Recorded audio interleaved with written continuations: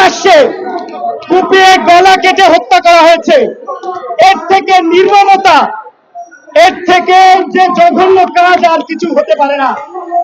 আমরা সংবাদকর্মীরা সংবাদ সংগ্রহে গিয়ে আমরা নিজেরাই সংবাদ হয়ে যাচ্ছি।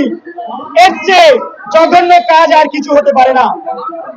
আমি গতকালের একটি বক্তব্যে বলেছিলাম যে অন্তর্বর্তী সরকারের 1 বছর পূর্তি হয়েছে গতকাল, এবং তার আগের দিন আমরা যে অবস্থা দেখেছি বাংলাদেশের, সেটি আইন শৃঙ্খলা পরিস্থিতির জন্য নিশ্চয়ই শুভকর নয়। এবং সেই সঙ্গে আজকের আইন শৃঙ্খলা বাহিনীকে ধন্যবাদ জানিয়ে আমি আমার বক্তব্য শুরু করতে চাই।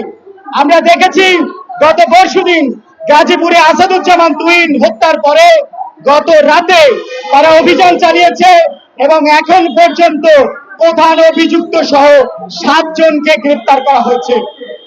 আমরা প্রশাসনকে এই জন্য ধন্যবাদ জানাতে চাই যে তারা অল্প সময়ে প্রধান আসামি সহ 7 জনকে আটক করতে পেরেছে। এবং সেই সঙ্গে আমরা উদ্বেগ প্রকাশ করছি, কেননা আমরা বিগত দিনে দেখেছি আসামিদের ধরা হয় কিন্তু আসামিদের বিচারের মুখোমুখি করা হয় না। একটা ঘটনা যদি বলি আপনাদেরকে, আমরা দেখেছিলাম মাগুরায় আসিয়ার ধর্ষণ হয়েছিল, তখন সারা দেশে আন্দোলন হয়েছে।